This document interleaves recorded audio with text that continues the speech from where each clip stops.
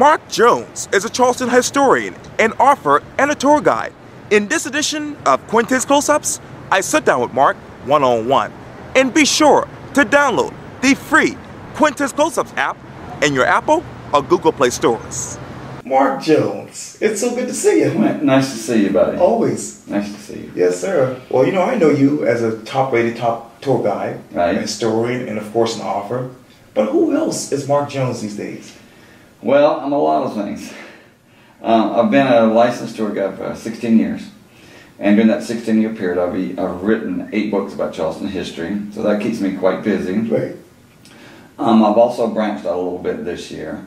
I've started my own publishing company, and my wife is a novelist. She writes historical romance novels, and we have started taking in local authors, and we have 2 or 3 books coming. So I found a little dearth of publications that I wanted to read that other publishing companies weren't really focusing on. And I figured the way modern technology is today, print-on-demand books makes it a lot more economically feasible for somebody who's willing to put the time and effort in to make a good book. It can happen. So I did a couple of my own published books that way to see if it would work. And they've done quite well. I've been very happy with the quality of the book, and the sales I get. Pushing it myself is pretty good. So I got some stuff in the pipeline. So I'm branching out a little bit. I'm still going to be tours. I'm still writing my own books, but I want to reach out to other local authors who have story ideas that nobody seems to want to be interested in. And kind of, my interest is in culture stuff. Because there's so many books written about the same style, stories of history. How many more books do we need written about the Civil War or the Revolutionary War, that sort of thing? So I'm trying to find the little niche that goes between all that I find fascinating, which I tend to talk about on my tours. Because people are more interested in how people lived and what their lives were like than what type of house they lived. You know, that's part of the culture, but I just like the day-to-day life of Charleston people. So you can really get into what they ate, how they lived, what they did for entertainment. Reflects a lot on what people are. You know, you and I can talk about, say, what's your favorite type of movies, what's your favorite type of music.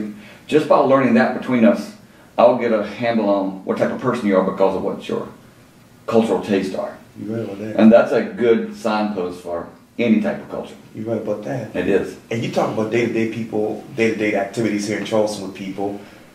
Today in Charleston's history, what should I know? Today in Charleston history? What did happen today in Charleston history? March. I'm sorry, you put me on the spot here. I do a blog every day, Today in Charleston history, and I wrote 365 blog postings over a couple of years. And now it's got a little, I just post every single day, and you caught me on the spot because I posted this morning. I'm not sure, I know what happened today. A guy named Josiah Smith, who was a prominent Bostonian. Excuse me, not Josiah Smith, Josiah Quincy, I'm sorry. Mr. Quincy was from Quincy, Massachusetts. Prominent family. I think one of his ancestors became president of Harvard through the years. He had some health issues, and he was told by his doctors to spend a winter in the South for the milder climate that he would get in Boston. So he spent the winter of 1773 here in Charleston. And his diary entries and letters he wrote to friends reflect the day-to-day life in Charleston. It's one of my favorite things. So for tourists, today he wrote about going to his first Charleston Race Week. Race Week was a big deal back in the 1800s. The planters would come into the city for the winter season, and the men loved their thoroughbred horses. You know, they worshiped those great horses, and they put money in them, and they trained them. And in February and March, we would have a race week.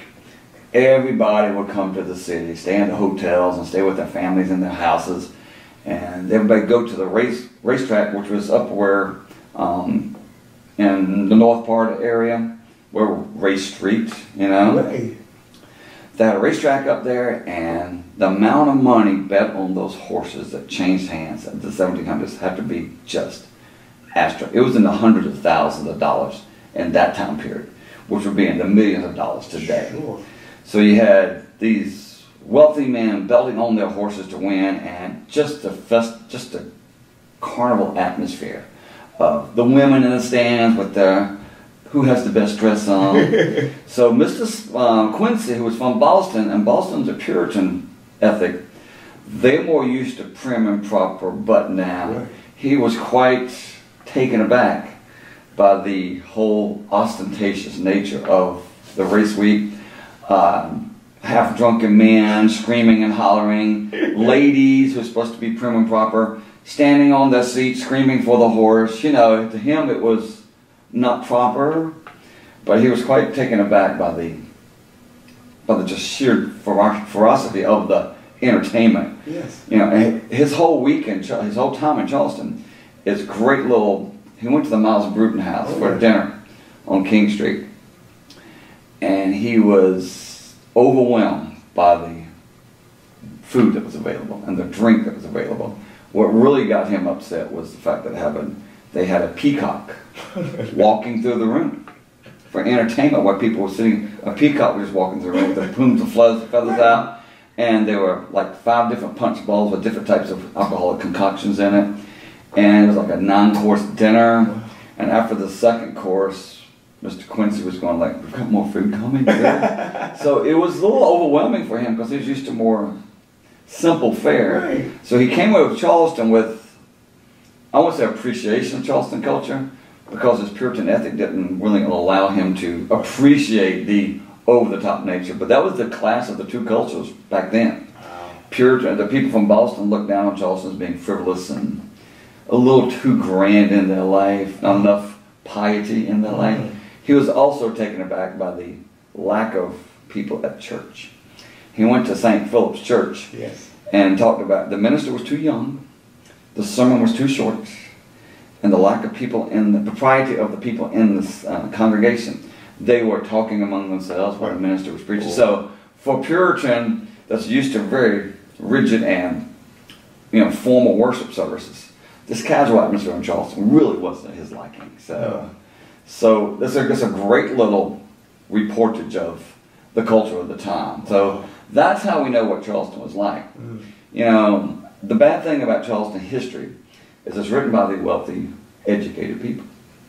You know, in the 1700s, people that were middle class or lower middle class, or you get to the servant class, the slaves or the indigent servants, they could not read and write. So their records of what their life was like never existed. Wow. So all we have of their life is piecemeal pieces of reflections from wealthier people who would. So I would love to know more about the day-to-day life of a man in Charleston who was basically a carpenter or a blacksmith who didn't have any education, but what his day-to-day life. I know what the wealthy people did, but I don't know what they did. But that's what I try to find. I try to weed out those little odd pieces of Charleston history and drop it into stories and tours I do. So it gives a full flavor, because you can talk about slavery, you can talk about the elites, but there's a middle section of the city that were also the free blacks. Because the free black section of Charleston that became middle class for the time period, they could have businesses. There's not a whole lot written about them either that we know. So that's a fascinating middle of the culture that is dearth of history in the 17th and 18th and 19th century. Wow.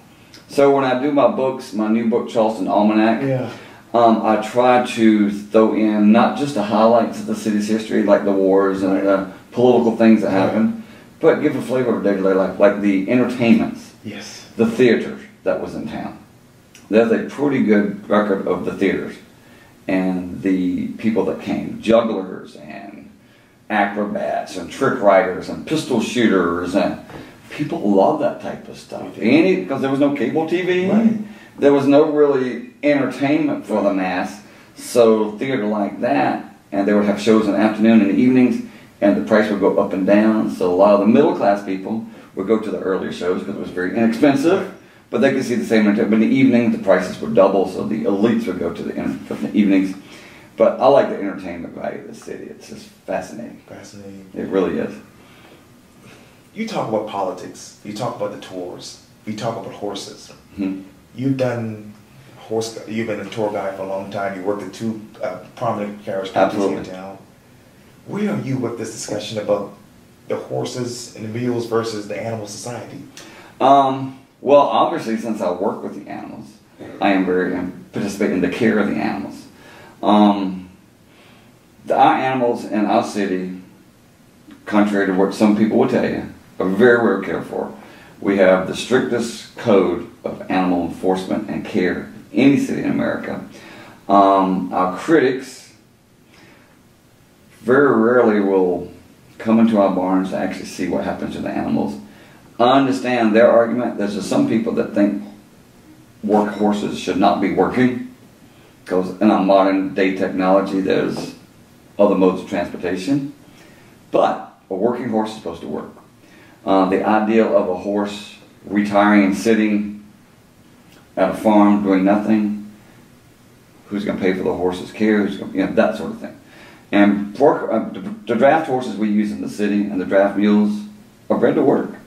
The city has tight regulations, right. Heat regulations. We've never had a heat-related incident in any of the horses. There are the minor accidents and things that happen in car fender bumper.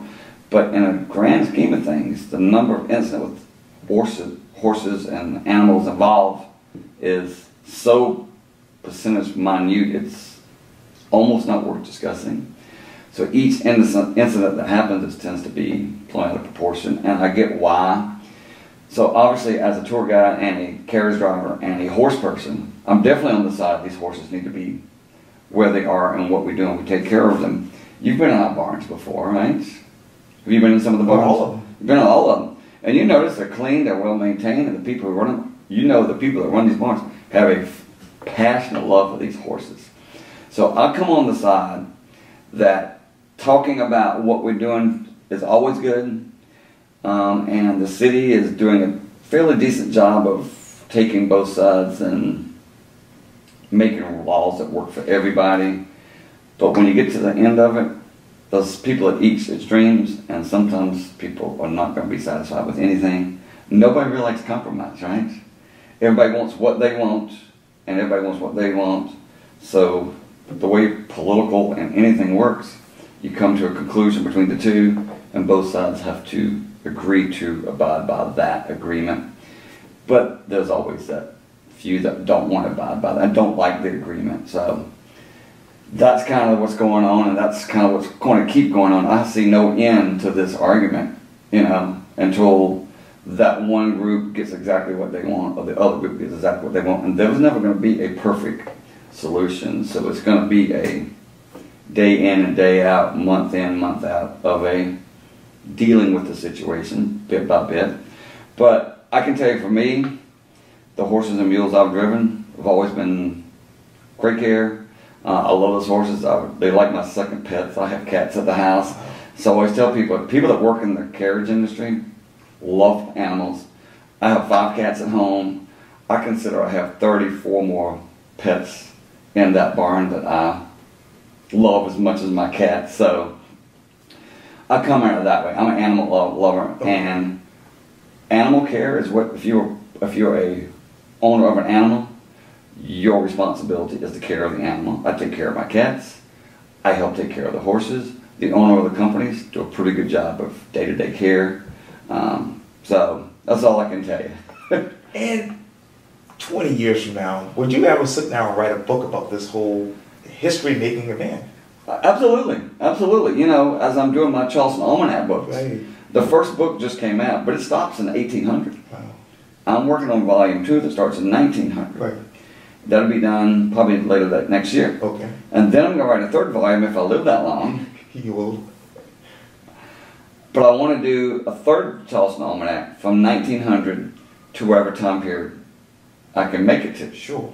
When I first thought the 3 books, I thought when Joe Riley retired, I said that would be a great ending of the last book, kind of the end of that era. Okay. And then Tecklenburg got elected, and most stuff is going on. So I'll come to the end of I'll find. But the whole thing going on with the carriage industry will definitely be part of the day-to-day mix. So, I take notes and I pay attention, and, I'm a historian, so everything that happens becomes material. So, you know, when the shootings at Manual AME took place on my sister's birthday, so I'll never forget the date. I was giving tours that night, giving nighttime tours. Right. And as I finished my tours, I used to go home towards Calhoun. Right. I couldn't, because all the emergency vehicles were blocking the intersection. I had no idea what happened. Right. So we came home. I went to bed. I didn't watch any news at night. I didn't know till the next morning what had happened, and I realized when I was leaving tours at 10:30 what the emergency vehicles were. So, you know, that's born and raised here. That's a personal story that happened while I was in the process of doing my job. And, you know, so that would, you know, everything that happens in the city, you have to look back and see what's important. Everything is kind of important. Events like that tend to stand out. Sure. So, as I'm doing it, you know, and some people ask me, do you feel comfortable putting things like that in historical context? Yes. It's history. It's history. Yeah. It's a terrible thing, but you need to know the story of what happened and all the parameters of what was going on, why it happened. We all know the quote. Right. Those that don't learn from history are doomed to repeat it, right? And as a historian, it drives me crazy when I watch political stuff today. And I'm going like, you know, that's the same thing that happened in 1832. It's just different people involved, but the situation is the same. How come people that are in politics today don't realize they're going through the same motions and don't look back and say, you know, this didn't work that way in 1832, let's try something different. But, you know, it never works that way. People don't learn from history. Most people don't, you know. And you talk about the 8 books that you've really written and published. Which one of those books in your mind describe you as an author? The one I wrote in 2013, Doing the Charleston. It's my favorite Charleston story. Jenkins Orphanage, Reverend Daniel Jenkins. Oh, yes. I was stunned as I got into tour guiding and researching the city. Nobody had written a complete history of the Reverend Daniel Jenkins and his orphanage house and the band that came out of there. People know the story.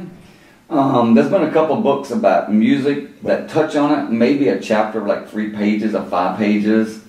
There's a book called Charleston Jazz, which kind of covers the history of jazz and stuff. And the Jenkins Orphanage Band is 4 pages. Wow. You know, and it covers some of the history, but it doesn't get into it. I really wanted to tell the whole story about Reverend Daniel Jenkins, a freed slave, his inspiration to start an orphanage house in the 1890s, when a black man was looked down upon by the whites, and who took it upon himself to do this against pushback of the city authorities. Amazing man, resilient, won't take no for an answer. Took in over 300 to 400 black children on the streets of Charleston by 1900, and raised money, and was just tireless. And then came up with a brilliant idea to have some of his boys play instruments on the street and pass the hat and collect money, which became a huge money-making thing for the orphanage house. And the band got so good, they traveled up and down the coast and played in the cities. They got so good, they went to Europe and played before royalty. When they played in England, the opening act was a guy named Harry Houdini, a magician. How many marching bands can say Harry Houdini opened up for us? Right. You know? So when I started peeling things like that, I was going like, somebody needs to write this down. I was going like, I need to write this down. So I spent 2 or 3 years researching the whole orphanage house. Members of the band who went and played for Count Basie and Duke Ellington. I found those guys and found their history and talked to some of their family members that are still alive. So it's a book that's based in Charleston, but it goes through across the world. And it, to me, is the reason I started doing this. Wow. It's a really cool story that people have heard, but really don't know the whole story. I talk to locals all the time and talk about doing the Charleston. Oh, I know the story of the Jenkins Orphanage Band. I said, you really don't. You know the kind of surface story, but you don't know all the interesting tidbits that came out of it, you know? Wow, that's amazing. So it is amazing. So that book really changed me as I researched. I'd written 2 or 3 books previous. They were like crime anthologies, murder stories, which people love murder stories. You know, all those TV shows on there. So I put together 2 books that had South Carolina murder stories in them, And those are the most perpetual best-selling books I have. Wow. Because people love crime, and they buy them, and they read them, and they watch them. And they watch them, you know, and they've done episodes of some of those crime shows and some of the murder stories. Right. So it's fun, but it's not really my main interest. Okay. So when I wrote that stuff, I put the books out there, then started researching, and that book really, I think that's when I became a really historic author. Because I had to do so much research. I actually ended up going to England. My wife and I took a trip. But the trip was also a vacation, but it was also to go to London where the Jenkins Band played. I did some research there in the Academy of Music, so that was a pretty fun trip. Wow. So they're doing the Charleston book. When people ask me which is the book I should read first, I always say that one. Okay.